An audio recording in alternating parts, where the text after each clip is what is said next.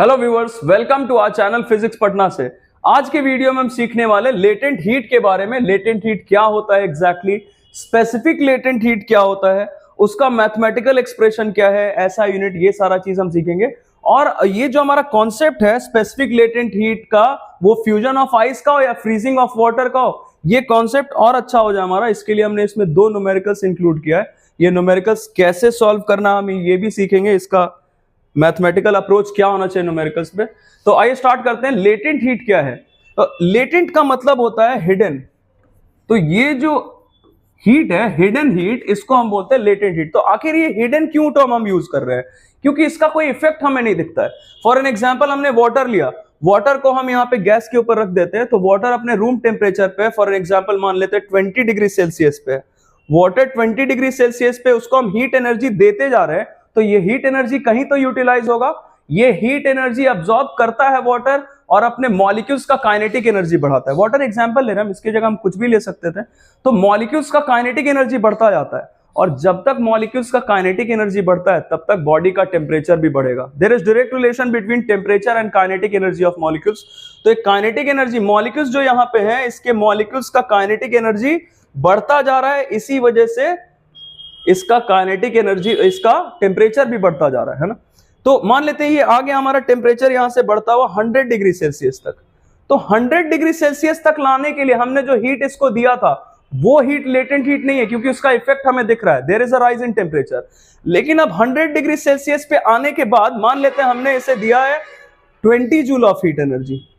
100 degree Celsius पे आने के बाद हमने इस वाटर को 20 जूल ऑफ हीट एनर्जी दिया, तो इसका ये चेंज ऑफ फेज शुरू हो गया, मतलब change of state of matter शुरू हो गया, बॉयल होने लगा वाटर। मतलब अब ये वाटर लिक्विड से चेंज होगा वेपर स्टेट में, है ना, स्टीम में चेंज हो जाएगा। तो ये जो 20 जूल हमने दिया इसको हीट एनर्जी, वही हमारा लेटेंट हीट। मतलब it is the amount of heat required absorb या फिर released by a substance for the change in phase at a constant temperature. हमें यह ध्यान रखना होगा, जब भी कोई change of state of matter होता है, चेंज ऑफ फेज होता है, तो टेम्परेचर वहीं का वहीं रुक जाता है। अब जैसे ये पूरा का पूरा वाटर जब तक वेपर में चेंज नहीं हो जाता, तब तक टेम्परेचर जरा सा भी आगे नहीं बढ़ेगा, टेम्परेचर 100 का 100 पे ही रुक जाएगा, है ना। तो अब देखिए, ये तो हमारा लेटेंट हीट हो गया। अब जैसे इसमें हीट एनर्जी वाटर को चाहिए, अब्सॉर्ब कर रहा है, और इसी का उल्टा अगर हम कर दें, अगर हमें इस वाटर को फ्रीज करवाना, आइस में चेंज करना है, तो ऑब्वियसली ये हीट एनर्जी लूज करेगा, रिलीज करेगा। एक और एग्जांपल हमने यहां पे लिखा है आइस का। जैसे आइस को हम अपने पाम पे रख ले, हथेली पे रख ले, तो व्हाट डू वी नोटिस कि धीरे धीरे ये चेंज होने लगा लिक्विड स्टेट में, मेल्ट करने लगा। आखिर क्यों हो रहा है ऐसा? क्योंकि हमारे बॉडी से हीट एनर्जी लेने लगा और चेंज हो गया किसमें? सॉलिड से लिक्विड स्टेट में चेंज हो गया, मतलब मेल्ट करने लगा। तो जितना हीट इसको मेल्ट करने के लिए चाहिए होगा, वही क्या होगा? Latent heat. अब इसके आगे हम एक टर्म ऐड कर देते, specific. Just like heat capacity and specific heat capacity, जैसे यहां पे लेटेंट हीट है, तो इसमें हमने कहीं पे कुछ मास के बारे में स्पेसिफाई नहीं किया है। बोला कि पूरे के पूरे बॉडी को, पूरे के पूरे सब्सटेंस को जितना हीट देना पड़ा या उससे एक्सट्रैक्ट करना पड़ा, उसका चेंज इन फेज के लिए, दैट वाज लेटेंट हीट। अब अगर इसी में हम स्पेसिफाई कर दें कि हर 1 ग्राम को कितना हीट एनर्जी अब्सॉर्ब करना पड़ेगा वाटर के, या हर 1 ग्राम को वाटर के कितना हीट एनर्जी लूज करना पड़ेगा ताकि ये फ्रीज हो जाए, आइस में चेंज हो जाए, है ना, तो that will be our specific latent heat. क्या लिखा हमने? It is the amount of heat energy absorbed और released by unit mass of a substance for the change in phase at a constant temperature. For an example, हम मान लेते हैं ये जो हमारा सब्सटेंस है, ये भी सॉलिड है, ये अपने मेल्टिंग पॉइंट पे 80 डिग्री सेल्सियस पे, तो इसको अगर हम 400 जूल का हीट एनर्जी देते हैं 80 डिग्री सेल्सियस पे, तो ये पूरा का पूरा मेल्ट कर जाए। तो अगर हमने 400 जूल हीट एनर्जी दिया है इसे मेल्ट करवाने के लिए, और मान लेते हैं इसका मास है 10 ग्राम, तो अगर पूरे सब्सटेंस को 10 ग्राम उसको हमने 400 जूल का हीट एनर्जी दिया, तो ये पूरा का पूरा मेल्ट कर गया। तो हर 1 ग्राम को कितना देना पड़ेगा? 400 by 10 मतलब 40 जूल। तो दिस 40 जूल पर ग्राम, यही हमारा क्या है? स्पेसिफिक लेटेंट हीट, जिसको हम कैपिटल L से डिनोट करते हैं, स्पेसिफिक लेटेंट हीट को, है ना। तो आई होप ये आपको क्लियर होगा। अब जैसे देखिए, तो नंबर्स हमने ले लिया, तो इससे समझ में आ गया होगा। अब इसी को वेरिएबल अगर ले ले, बोले कि इस पूरे बॉडी का मास है m, और इसको हमने अगर q joule of heat energy या q अर्ग ऑफ हीट एनर्जी दिया, तो ये पूरा का पूरा मेल्ट कर गया। तो अगर पूरे मास m को q हीट एनर्जी देना पड़ा, तो यूनिट मास को कितना देना पड़ेगा? q by m। यही q बाई m क्या है? हमारा specific latent heat, amount of heat energy absorbed और release for the change in phase at a constant temperature. तो that is L equal Q by M. ऐसा unit obviously इसका क्या होगा, हीट के लिए ऐसा यूनिट लिया जूल और मास के लिए केजी, तो joule per KG is are ऐसा यूनिट, इसको हम ऐसे भी लिख सकते हैं जूल पर केजी, है ना।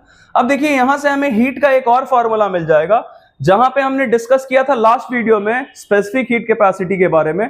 अगर कहीं पे रेज इन टेम्परेचर या फॉल इन टेम्परेचर होता है, चेंज इन टेम्परेचर होता है, तो हीट एनर्जी के लिए हमारे पास फॉर्मूला क्या होता था, it was mc delta T. Q के लिए हमारे पास फॉर्मूला होता था mc डेल्टा टी, तो Q was equal to mc delta T. लेकिन अब जब चेंज इन टेम्परेचर नहीं हो रहा है, क्या हो रहा है यहाँ पे, टेम्परेचर तो कांस्टेंट है, अब हो रहा है चेंज इन फेज, तो उसके लिए हमें यहां से दिख रहा होगा कि L है equal to Q by M। तो यहां से Q के लिए, हीट एनर्जी के लिए हमें एक अलग फॉर्मूला मिल गया M इंटू L। तो ये फॉर्मूला हम कब यूज करेंगे, जब जब चेंज ऑफ फेज होगा तो Q equal M into L use करेंगे, और जब जब चेंज इन टेम्परेचर होगा डेल्टा T, तो Q equal MC delta T। It's quite simple.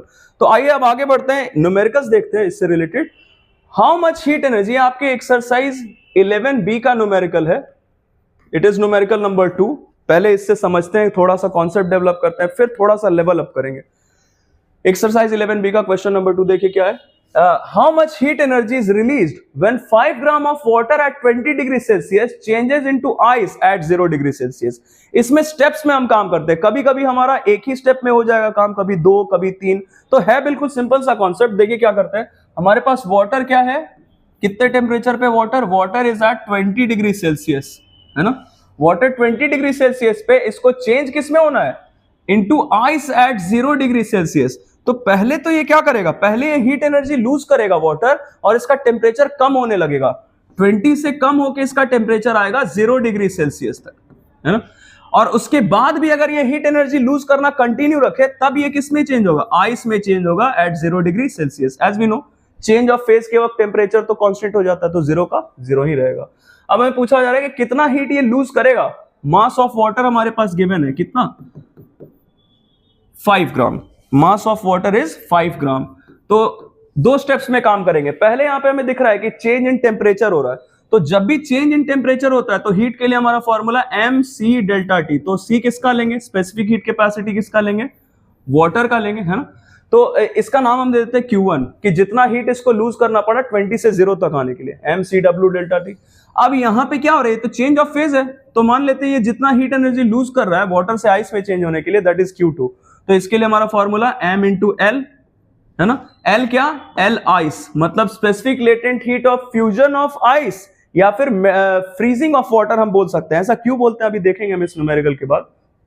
तो ये देखिए, ये दोनों हीट एनर्जी अगर हम ऐड कर दे तो टोटल हीट एनर्जी कितना लूज करना पड़ा इस वाटर को आइस में कन्वर्ट होने के लिए, ये हमें पता चल जाएगा। तो हम फाइंड करते हैं Q total lost by water to change into ice.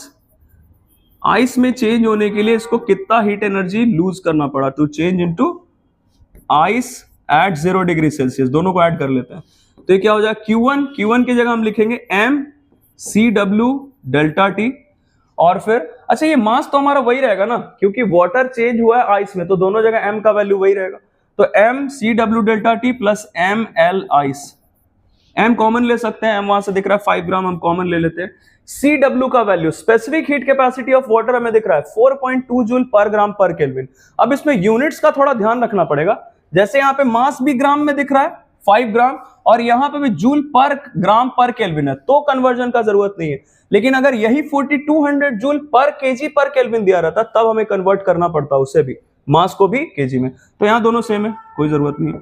4.2 joule पर ग्राम पर केल्विन। डेल्टा टी कितना है, 20 से 0 तक आया, मतलब कितना चेंज हुआ, 20 डिग्री सेल्सियस, या फिर 20 केल्विन भी लिख सकते हैं। 20 डिग्री सेल्सियस से टेम्परेचर कम हुआ या 20 केल्विन से कम हुआ, हम दोनों में से कोई भी चीज यूज कर सकते हैं। तो ये हो गया हमारा, प्लस और क्या बच रहा है, m that is 5 gram. L ice, specific latent heat of fusion of ice हमें दिया हुआ है 336 जूल पर ग्राम। तो यहां से हमें दिख रहा है हम क्या कॉमन ले सकते हैं, 5 कॉमन ले सकते हैं, बचा गया यहाँ पे इट विल बी 84 प्लस 336, ये हमारा हो जाएगा जूल में, क्योंकि हर जगह में दिख रहा है यहाँ ग्राम जूल पर केल्विन, फिर यहाँ पे केल्विन ग्राम जूल पर ग्राम। तो ये हम सॉल्व कर सकते हैं। It will come out to be 8 11 and, है ना, ये 2 हो जाएगा।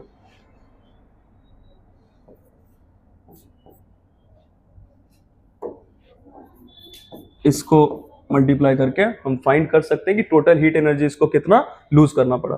अब दूसरा न्यूमेरिकल है हमारा, वो भी देखते हैं। ये देखिए क्या है, a refrigerator converts 100 gram of water at 20 degree Celsius to ice at -10 degree Celsius in 73.5 minute. तो calculate the average rate of heat extraction in watt. अगर कोई भी चीज पढ़ के कंफ्यूजन हो रहा हो तो हमें ये वॉट देख के पता चल जाएगा कि वॉट तो पावर का यूनिट है, मतलब हमसे क्या बोला जा रहा है, ये जो रेफ्रिजरेटर है इसका पावर फाइंड करने के लिए बोला जा रहा है। तो हम पहले क्या कर सकते हैं, रेफ्रिजरेटर का काम क्या है, ये वाटर है 20 डिग्री सेल्सियस पे, जिसको चेंज किस में करना है, इसे आइस में चेंज करना है एट -10 डिग्री सेल्सियस। तो फिर से स्टेप वाइज देखते हैं। वाटर एट 20 डिग्री सेल्सियस है, ये चेंज होगा वाटर में, पहले इसका टेम्परेचर कम होगा 0 डिग्री सेल्सियस से कम हो, 20 से कम होके आएगा 0 तक। फिर ये और हीट एनर्जी लूज करेगा तो change of phase will start. तो ये वाटर से चेंज हो जाएगा आइस में at the same temperature 0 degree Celsius.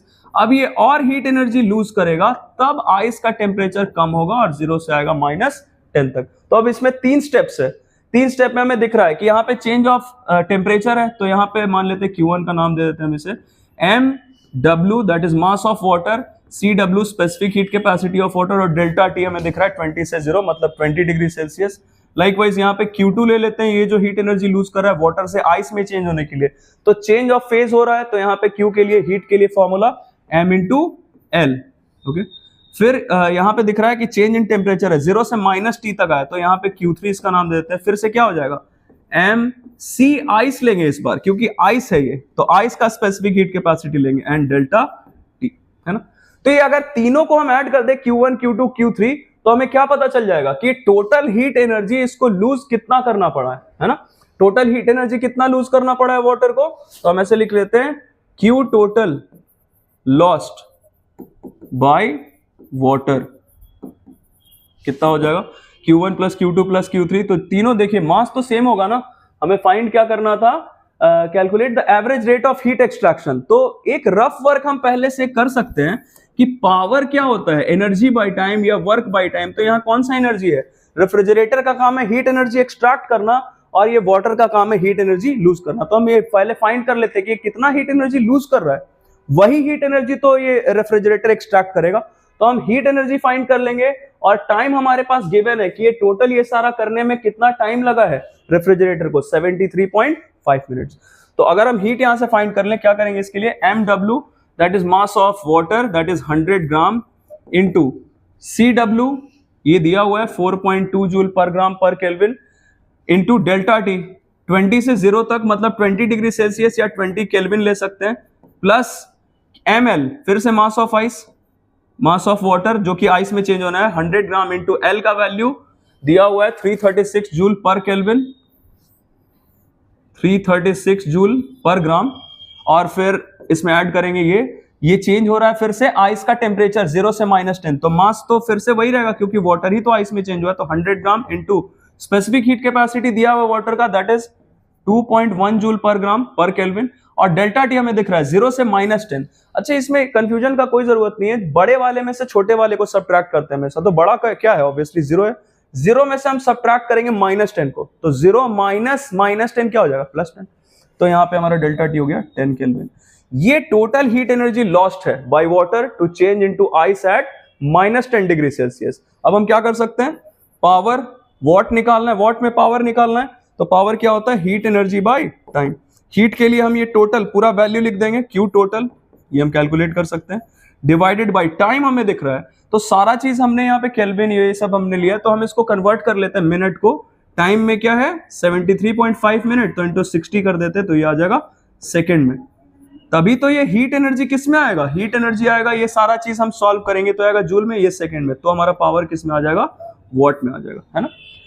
और सबसे इंपॉर्टेंट एक और चीज ये हम डिस्कस कर लेते हैं, specific latent heat of fusion of ice is equal to specific latent heat of freezing of water.